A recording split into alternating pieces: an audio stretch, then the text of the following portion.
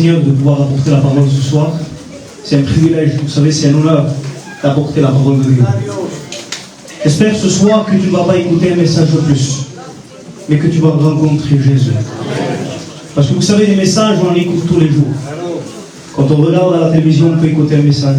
Sur un téléphone, on peut écouter un message. Mais ce soir, Jésus veut te parler. Alors, parler de quoi? Vous savez, j'ai un peu regardé, vous savez, le centre de la Bible, c'est la croix. On peut parler de ce qu'on veut, tout nous amène à la croix. Quand on parle de l'Ancien Testament, c'est la préfiguration de la croix. Et aujourd'hui, la croix s'offre à toi. Est-ce que tu veux de Jésus? Amen. Le thème de mon message, c'est si tu assistes à la croix, quel est l'état de ton cœur? Quelle est l'opinion que tu as de Jésus? Comment vois-tu la croix ce soir? Vous savez, il y a des exemples dans la parole de Dieu d'hommes et de femmes qui ont assisté à la croix. Tous n'ont pas été bénis. Tous n'ont pas reçu de Dieu. Tous avaient une opinion différente de Jésus-Christ. Et vous savez, dans les églises, c'est la même chose. Il y a des cœurs différents. Il y a des personnes qui rentrent dans l'église avec une opinion, une vision différente des choses de Dieu. Ce soir, est-ce que tu veux que je te parle de la croix? Est-ce que tu veux connaître réellement le sens de la croix dans ta vie? Parce que vous savez, on n'apprécie pas ce message. Combien de fois on l'a écouté? Combien de fois on a écouté ce message d'amour que Dieu a donné pour l'humanité? Mais notre cœur est resté fermé. Tout simplement parce que notre disposition de cœur n'était pas là. Il y a plusieurs exemples d'hommes qui ont assisté au sacrifice de la croix. Est-ce que vous voulez ensemble qu'on parle à ces hommes et qu'on demande ce qu'eux ont vu de la croix? Est-ce que vous le voulez ce soir? Oui. Il n'y a pas assez d'hommes. Est-ce que vous voulez qu'on parle à ces hommes de Dieu ensemble? Oui. Et vous savez, les premières personnes qui ont assisté au sacrifice de Jésus, ça a été aussi ses disciples. Et moi, je me suis posé la question, j'ai commencé, vous savez, j'aime bien imaginer, j'ai commencé à parler aux disciples. Qu'est-ce qu'eux ont vu au sacrifice de la croix? Quand eux ont assisté au sacrifice, qu'est-ce qu'eux, ils ont contemplé sur cette croix? Alors, j'ai un peu regardé dans la parole de Dieu. Et là, je voyais ces disciples en train de pleurer. Et quand ils regardaient à la croix, ils voyaient un maître. Ils voyaient un enseignant. Ils voyaient une direction. Ils voyaient un chemin. Ils voyaient l'accomplissement de l'Ancien Testament sur la terre. Alors ce soir, que vois-tu quand tu regardes à la croix? Il s'est passé quelque chose. Si eux auraient pu me parler, ils auraient dit, ils ont cloué sur cette croix celui qui a renoncé au ciel, celui qui a été dans les ciels, alléluia, pour venir sur la terre. Parce qu'on lisait la parole de Dieu et on ne la comprenait pas. Les hommes lisaient la parole de Dieu, mais ils n'arrivaient pas à pratiquer la parole de Dieu. Alors il s'est passé quelque chose. Dieu le Père, dans son ciel de gloire, a regardé sur la terre et il a envoyé son Fils sur la terre. Pour que cette lettre, pour que ce chemin, alléluia. La parole de Dieu nous dit, je suis le chemin, la vérité alléluia. Et la vie. Nul ne vient au Père si ce n'est par moi. Bien qu'on ait un bon cœur, bien des fois qu'on essaye de connaître Dieu par nos moyens. Mais la parole de Dieu nous dit que sans la parole de Dieu, sans la parole qui s'est faite chair sur la terre, tu ne pourras jamais rencontrer Jésus. Tu ne pourras jamais rentrer dans le ciel. Parce qu'il alléluia, parce qu'il s'est fait homme sur terre. Est-ce qu'on veut connaître ce Jésus? Amen. Alors la parole de Dieu nous dit dans Jean 1 et verset 14. Et la parole était faite chair, et elle a habité parmi nous, pleine de grâce et de force. Alors si je posais la question aux disciples ce soir, qu'est-ce que tu vois? Mais quand je regarde à la croix, je vois la parole qui s'est faite chair. Je vois Jésus-Christ, celui qui est le chemin pour ma vie, qui mène au ciel. Alors ce soir, je te pose la question, est-ce que quand tu écoutes ce message de la croix, est-ce que tu dis ce message va m'amener au ciel? Est-ce que quand tu écoutes ce message de la croix, tu te dis, ce Dieu qui habitait dans les cieux, ce Dieu rempli de gloire, ce Dieu rempli d'amour, un jour s'est fait homme pour moi? Est-ce que tu le réalises ce soir? Vous savez, il y a un deuxième exemple Et j'aimerais poser la question à cette femme qui était là. Cette femme, elle s'appelait Marie. C'était la mère de Jésus. Et si on pose à Marie la question, comment vois-tu la croix, toi, Marie, ce soir? Explique-nous qu'est-ce que tu vois quand tu regardes sur cette croix. Et là, Marie me répond, il me dit, bien sûr c'est moi qui le dis, hein. Il regarde sur la croix et elle commence à pleurer. Parce qu'elle voit un fils. Parce qu'elle voit une protection. Parce qu'elle voit une aide. Et parce qu'elle voit une solution. Est-ce que comme toi tu regardes à Jésus, tu vois ces personnes-là? Vous savez pourquoi un fils? Parce que lui, dans le ciel, il s'est fait fils. Il était Dieu. Il était Dieu dans sa plénitude. Omniscient, omniprésent, omnipotent. Les anges l'adoraient. Les hommes, alléluia, l'adoraient. Mais lui, dans son ciel de gloire, son amour a parlé. Son cœur a été ému de compassion pour l'humanité. Et quand Dieu a crié, qui enverrai-je? Jésus-Christ a dit, me voici, envoie-moi. Il s'est fait fils. Est-ce que tu reconnais que ton Dieu qui vit dans le ciel s'est humilié sur la terre? Est-ce que tu vois, quand tu regardes la croix, tu vois un Dieu qui a renoncé à son titre de Dieu, qui s'est dépouillé lui-même? Alléluia, on va le lire ensemble. Il va dire, dans 2 Philippiens 8, il va dire ainsi, mais il s'est dépouillé lui-même en prenant une forme de serviteur, en devenant semblable aux hommes. Marie, tu sais, Jésus, c'était son fils, mais pour être ton frère. Il a voulu connaître ce qu'est l'homme, la misère, la souffrance. Et quand tu passes par le deuil, quand tu passes par la souffrance, quand les gens ne te comprennent pas, lui, il te comprend parce qu'il s'est fait homme. Amen. Il veut que tu le comprennes, alléluia. Alors il voit un fils, celui rempli d'humilité. Mais il voit aussi, alléluia, une protection et une aide. Il voit aussi une solution parce que la parole de Dieu nous parle qu'un jour il y a eu un mariage. Et des gens se sont approchés de Marie. Marie essaye de faire quelque chose, toi. Et là, Marie a commencé à parler. Et là, elle va appeler son fils. Et là, elle va dire, non, vas-y, toi, fais quelque chose. Parce que tu es ma solution. Est-ce que Jésus est ta solution? Est-ce qu'il est ta solution pour ta vie? Est-ce que tu veux reconnaître que la croix est la solution de ta vie? On peut essayer avec des médicaments. On peut essayer avec des plaisirs dans ce monde. Mais rien ne peut rassasier le cœur de l'homme. La seule chose qui peut rassasier ton cœur s'appelle Jésus-Christ. Est-ce que tu veux ce soir de ce Jésus? Alors, il est l'humilité parfaite. La troisième personne à qui je vais demander, qu'est-ce que tu vois quand tu regardes la croix? Eh bien, ça a été les soldats qui l'ont crucifié. Et vous savez, j'ai commencé à être triste parce qu'il y a des personnes qui voient la croix comme cela. Alors j'ai commencé à poser la question à un soldat qui était là et le soldat m'a répondu, moi quand je regardais la croix au début, je voyais un condamné qui ne pouvait rien pour moi.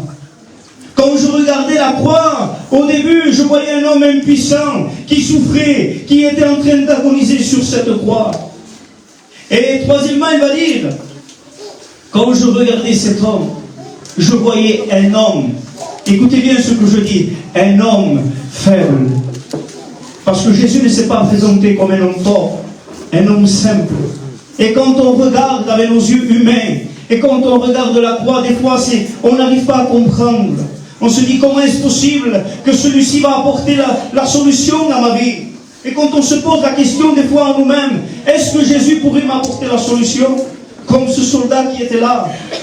Parce que Jésus, vous savez, les choses de Dieu sont simples. Des fois, c'est tellement simple de connaître Dieu. Des fois, c'est tellement simple d'être sauvé qu'on néglige. Vous savez, si le salut aurait un prix, je le dis souvent, si le salut, on donnerait un prix au salut, on essaierait de faire ce qu'on peut pour être sauvé. Mais le salut est tellement simple. Jésus est tellement simple qu'on dit, mais cet homme, qu'est-ce qu'il peut m'apporter à moi? Vous savez, ce soir, je ne veux vexer personne, mais il y a des personnes comme cela des fois. Ils disent, qu'est-ce que Jésus peut m'apporter? Alors, est-ce que tu veux inviter Jésus dans ta vie? Et il y a une quatrième personne à qui j'ai posé la question. Et ces hommes qui étaient là au sacrifice de la croix, c'était les pharisiens. Vous savez, les pharisiens, eux ne comprenaient pas. Alors je leur ai posé la question, je leur ai dit, mais que voyez-vous les pharisiens quand vous regardez la croix? Alors, ils m'ont répondu, Ruben, quand moi je regarde la croix, eh bien je vois un ennemi. Seigneur, c'est difficile. Tu as peur de dire que tu es ennemi de Dieu. Tu ne le dis pas de ta bouche, mais la parole de Dieu nous dit que celui qui est ami du monde est ennemi de Dieu. Ce soir, comment est ta vie? Est-ce que tu es l'allié du monde? Parce que si tu es allié du monde, tu deviens ennemi de Dieu. Alors cet homme pharisien, ce religieux, quand il regarde la croix, il voit un ennemi. Vous savez, un religieux, quand il regarde la croix, pour lui c'est un ennemi. Parce que lui, il ne voulait pas comprendre que Jésus-Christ était venu déverser les sentiments qui étaient en Dieu sur terre. Il ne comprenait pas que c'était simplement, eux ils voyaient simplement un Dieu qu'on pouvait prier. Vous savez ce que les pharisiens voulaient apporter? C'était une vie de religiosité. Une vie où on vient, on prie et on repart dans le même état. Vous savez, excusez-moi du mot, je ne veux pas choquer, mais vous savez, aujourd'hui, quand on rentre dans les églises, il y a des statues, on rentre, on fait une prière et on repart. Il n'y a pas d'intimité avec lui, on ne le connaît pas, c'est simplement une statue qui est là. Mais notre Dieu, lui, il est vivant. Et il veut plus qu'une prière. Il veut plus que tu sois ici sur une chaise simplement à écouter un message.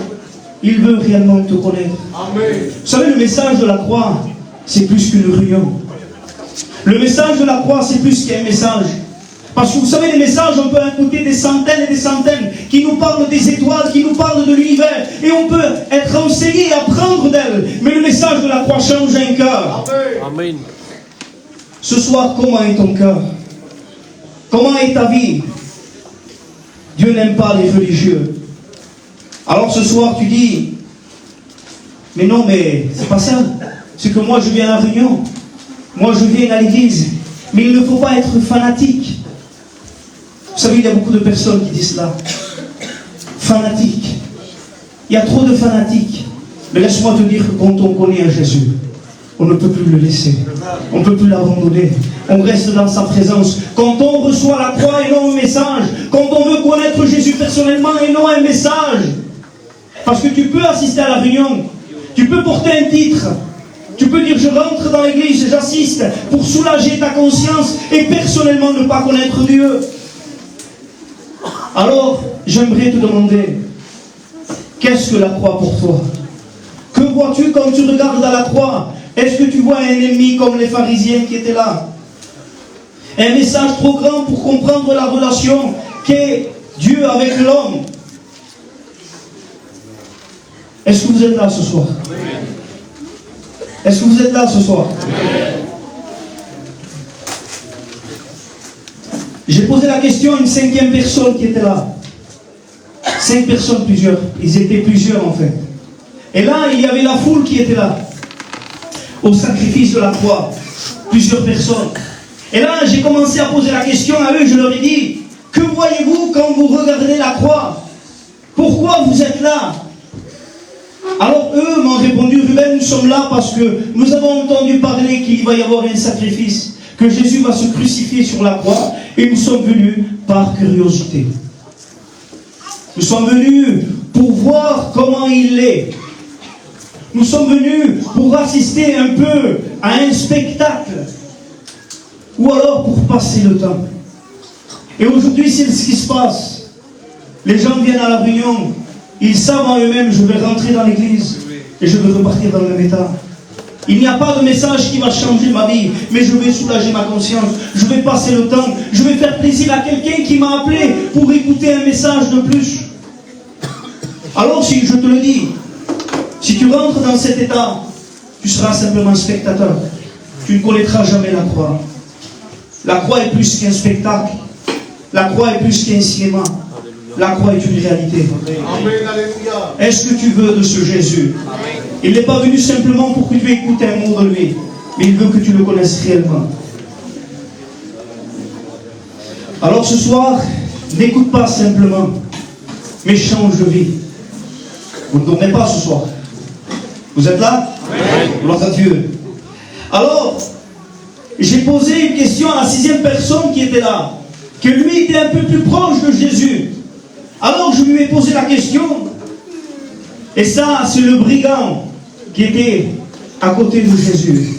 Et là je lui ai posé la question, comment vois-tu Jésus? Comment vois-tu la croix, toi qui es là? Et là il me dit, Ruben, quand je regarde à côté de moi, je vois un fou. Je ne comprends pas le sens de cet homme. Un homme qui est rempli d'amour et les gens le haïssent. Un homme qui est rempli d'amour, qui veut faire du bien et on lui fait du mal. Je ne comprends pas le sens de cet homme. Et aujourd'hui, on ne comprend pas le sens de la croix. Vous savez pourquoi? Parce que nous sommes obscurcis dans nos pensées. Parce que nous sommes aveuglés. Tu sais, tu es aveuglé et tu ne le sais pas. La parole de Dieu nous dit, il est écrit, Satan aveugle l'intelligence de l'homme pour qu'il ne voie pas la splendeur de l'évangile. Vous savez, si vous permettez que je vous raconte une histoire. Vous savez, un jour, j'étais avec un de mes cousins, et lui, il était inconverti à l'époque. Et chaque jour, j'allais le voir et je parlais de Dieu avec lui. Et je disais, écoute, il est temps que tu changes de vie. Tu ne comprends pas que tu es mal, tu vis mal, si Dieu vient, tu es perdu. Et vous savez, chaque jour, il voulait me faire plaisir, il me disait, oui, tu as raison, tu as raison. Mais je voyais que dans son oui, tu as raison, c'était, laisse-moi tranquille, et va-t'en. Et vous savez, un jour, j'ai demandé à Dieu, j'ai dit, Seigneur, qu'est-ce que je peux lui dire? Et vous savez, je vous dis franchement, c'est un cousin que j'aime bien, alléluia. C'est vraiment comme un frère pour moi. Alors, je vais le voir, et je parle avec lui. Et je lui dis, est-ce que je pourrais te poser une question? Alors, il me dit, oui, vas-y.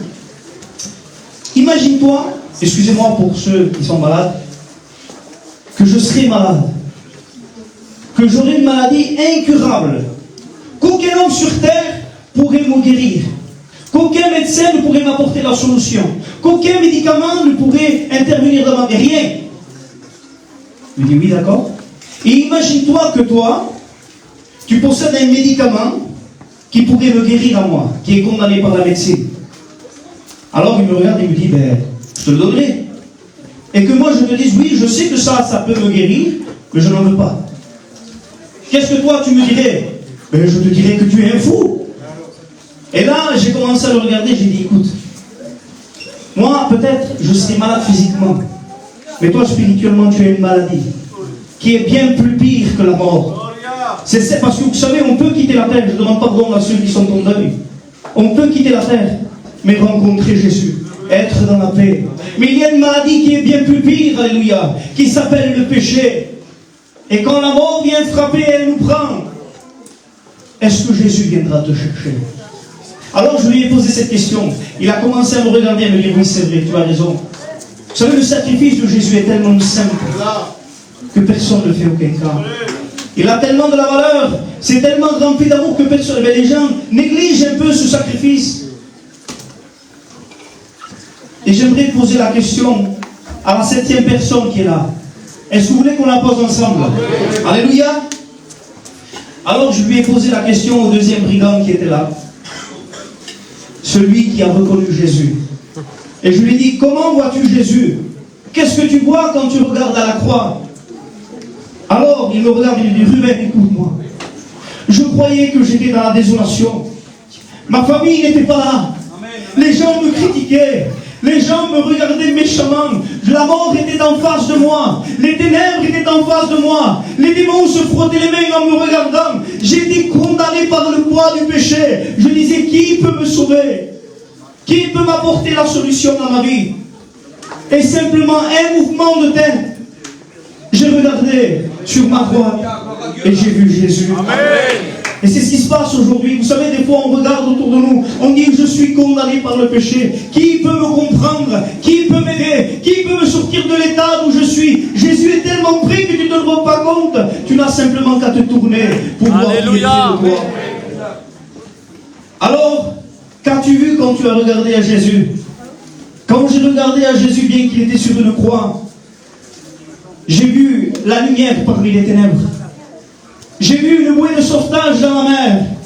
J'ai vu une corde quand j'étais dans la misère. Parce que j'ai reconnu Jésus comme mon sauveur et maître. Amen, alléluia. Qu'as-tu vu quand tu as regardé Jésus? J'ai vu la porte de secours. Alors il y a une 9e personne qui était là. Est-ce que vous l'écoutez? Amen. Et on va lui poser la question, mais bon, il n'est pas content. C'était Satan qui était là au sacrifice de Jésus. Alors Satan, quand tu as vu le sacrifice de la croix, qu'est-ce que tu as vu? Bah écoute, je vais t'expliquer. Moi, je croyais dans mon orgueil l'avoir vaincu. Moi, je croyais dans mon orgueil l'avoir humilié. Parce qu'on l'avait craché au visage. Parce qu'on l'a frappé. Et chaque coup, moi, je rigolais, je l'humiliais, je me moquais de lui. Croyant que c'était fini pour lui. À un moment, je croyais avoir vaincu. Mes démons se réjouissaient autour de moi. On criait, on chantait. Jusqu'à ce que j'entende un seul. Père, tout est accompli. Alléluia. Vous savez, quand j'ai écouté ces mots, j'ai commencé à regarder les démons et dire, mais je ne comprends pas. Qu'est-ce qui se passe? Parce que pourtant, il ne m'a pas vaincu en tant que Dieu. C'est ça. C'est ça qui lui fait du mal. Parce qu'il ne l'a pas vaincu en tant que Dieu. Il l'a vaincu en tant qu'homme. Est-ce que tu veux de ce Jésus? Colossiens 2, verset 15. Il les a dépouillés, les dominations et les autorités. Il les a livrés publiquement en spectacle, en triomphant d'elles, par la croix. Amen. Qu'est-ce que la croix pour toi? Alors j'aimerais poser une question à la dernière personne, et on va prier tous ensemble, alléluia. C'est notre Dieu, notre Père qui est là. Lui a assisté au sacrifice de son Fils. Et on va lui poser la question, comment lui, qu'est-ce qu'il a vécu quand il a regardé la croix? Alors, Père, quand tu as assisté au sacrifice, qu'est-ce que tu as vu? Comment voyais-tu la croix? Ruben, mon cœur était brisé. Parce que quelle est la plus grande douleur, vous savez, pour celui qui est père, de voir son fils souffrir et de ne pouvoir rien faire. Quel a été le brisement de notre Dieu. Celui qui vivait avec lui, celui qui était en communion avec lui, celui que chaque jour il parlait avec lui, celui que son amour ne cessait entre eux. Là, il criait, et moi je ne pouvais pas répondre. Là, il m'appelait, et je ne pouvais pas dire, je suis là, mon fils, à cause du péché, à cause de l'humanité, parce qu'il a payé pour toi. Mais il a fait quelque chose de merveilleux. Quand tu regardais la croix, alléluia, il l'a regardé, il l'a vu, une porte d'accès pour l'humanité. Quand il a dit, Père, tout est accompli, j'ai vu que ma main s'est réconciliée avec l'humanité. J'ai vu que j'ai pu donner la main à toi qui es là ce soir, si tu l'acceptes. Si tu dis, Seigneur, grâce à Jésus, grâce au sacrifice de la croix, donne-moi ta main. Alléluia, Jésus. Vous savez, ce n'est pas à force de parole, mais c'est avec un cœur véritable, avec un cœur humilié qu'on reçoit la croix. Ce soir, comme je t'ai dit, je ne veux pas que ce soit un message, mais réellement une réalité. Qui veut de la croix? Alléluia. On va prier le Seigneur ensemble, alléluia.